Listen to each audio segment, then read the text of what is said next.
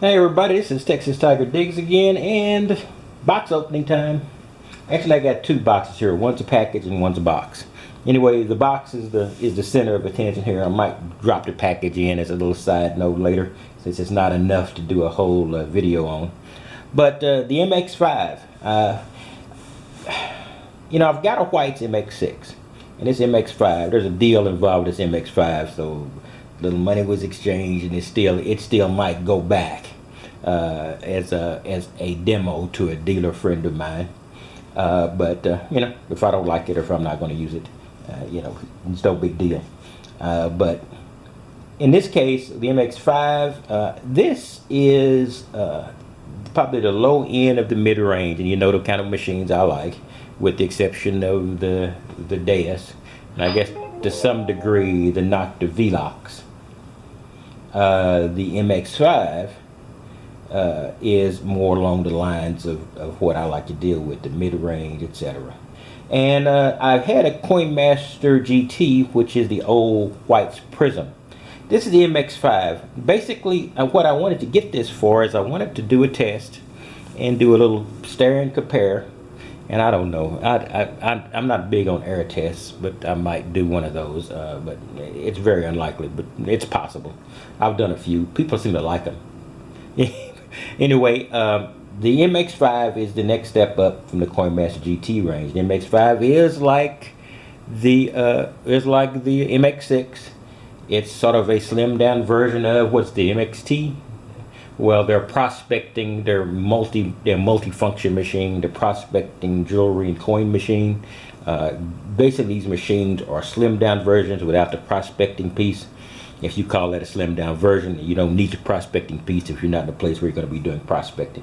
So it was smart for them to create a park, or maybe even relic level machines, and separate that piece off, because Whites does have a very good reputation in that type of machine, in that multifunction machine, so they can cut that little piece off and then keep their reputation and transfer it over to this new group of users. So and Whites, like I said, I never was a big Whites guy. I've had the Spectre V3i year and a half ago, and it was one of those periods of time when I've mentioned on multiple occasions that I had not a great grasp of metal detecting and how it worked.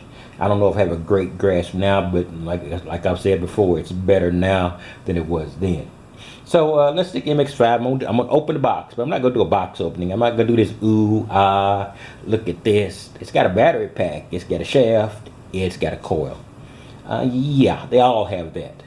I'm not gonna do that. I'm just gonna open the box, just to cover that piece of the little of the action here. Okay.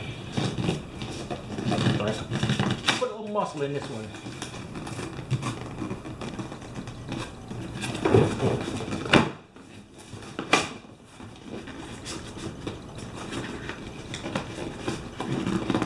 And don't worry, the box is not going to be necessary. We're going to produce it in the back, like I said, to be a demo. Anyway, here I go. And there it is. Box opening complete.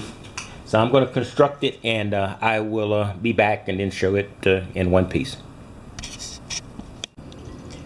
Okay, this is Texas Tiger Diggs. So you see the MX5 here in one piece, and like I've said before, it's usually not necessary to build each and every one of your machines on camera, because once you build to one metal detector, you can probably build 99% of the rest.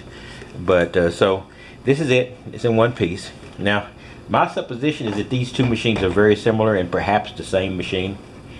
Their price points are very, very close. The MX5 and the MX6.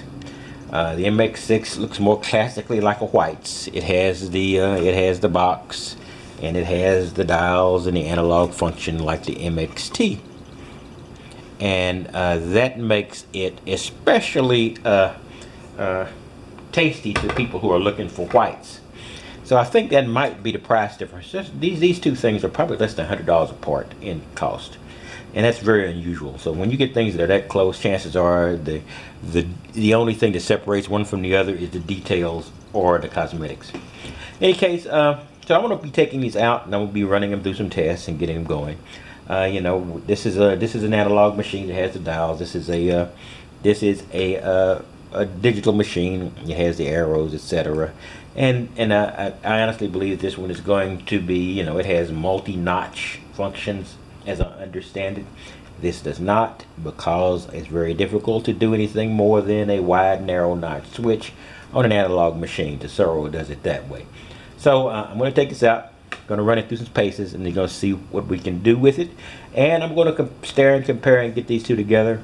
Yeah, they're both probably not going to be around, but I do want to get them out and use them. And these are the machines I like, the mid-range machines, with the exception of the Deus. So you notice all the machines I use and test are in this mid-range, because I think that's where the base in which people are most interested in the machines.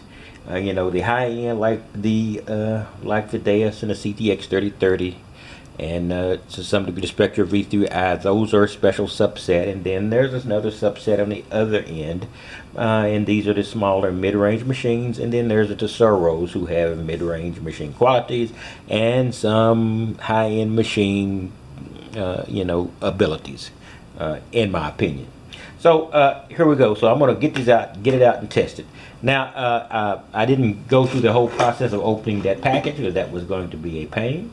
So this is what I had in that package. It is a I always see this as an older version of the Tesoro Coils. I couldn't find this out there in stock anywhere. I thought they had stopped production.